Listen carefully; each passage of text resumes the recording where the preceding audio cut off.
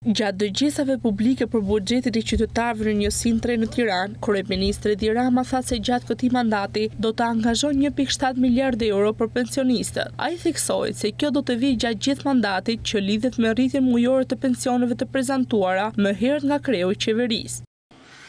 Ne kemi vendosur, kemi angazhuar në dispozicion të pensionistëve 1.7 miliard euro plus që do të disbursohen gjatë mandatit ton të 4, duke filluar nga janari i vitit që vjen. Dhe çdo vit do të financohet 2 fishi i vitit më parshëm. Pra, çfarë pensionistët do të marrin në 2026, do të 2 fishohet në 2027, do të 3 fishohet në 2028, do të 4 fishohet në 2029 dhe do të 5 fishohet në 2030, që do të thotë do të arrim objektivin që pensionin mesatar të plot në zonat urbane ta kemi 400 euro dhe pensionin minimal në zonën rurale ta kemi 180 euro.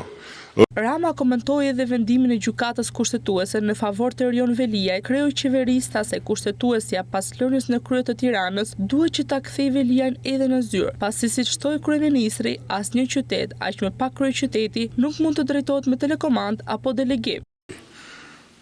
Është një vendim gjykate, nuk diskutohet që ne respektojmë, madje unë nuk kam asnjë arsye të besoj që gjykata kushtetuese ka bërë politik në këtë rast. S'kam arsye ta besoj, kam arsye të besoj gjykata kushtetuese ka menduar ndryshe. Por mendimi ndryshe i gjykatës kushtetuese të çon në konkluzionin që kur kryetari i bashkisë të shkojë atje për të kërkuar të kthehet në zyrë, gjykata kushtetuese ta kthejë në zyrë. Sepse vetë ka thënë që nuk mund bëhen zgjedhje në Tiranë sepse ai është i zgjedhuri. Atëherë duhet ta kthejnë në zyrë. Në mënyrë që të normalizohet një situatë që është një situatë çdo ditë dhe më e vështirë për kryeqytetin. Dhe këtë gjë po ja u them sepse duke ndjekur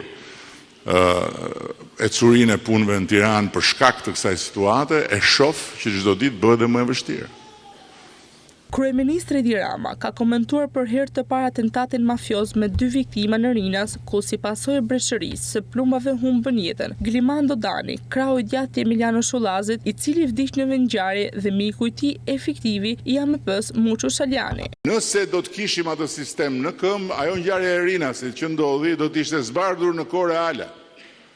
Po nuk është problemi tek zbardhja. Problemi është që në momentin që ai sistem funksionon, parandalon, siç e ka treguar rasti në Emirate apo në vende tjera që kanë sisteme të tilla, parandalon në mënyrë jashtëzakonisht efikase të gjitha llojet e shkeljeve që lidhen pikërisht me rendin, me qetësinë, me respektimin e rregullave, nga rregullat e qarkullimit tek rregullat e bashkëjetesës në një. Gjithashtu kryeministri Edi Rama tha se Ogirta Manastiriu do të mbetet kandidatja e Partisë Socialiste për të drejtuar Bashkinë e Tiranës kurdo që të mbahen zgjedhjet. Manastiriu u prezantua si kandidate për Tiranën në shtator kur u mbajt asambleja e Partisë Socialiste dhe që prej atëherë ka vijuar fushatën pavarësisht pezullimit të dekretit për zgjedhjet në kryeqytet.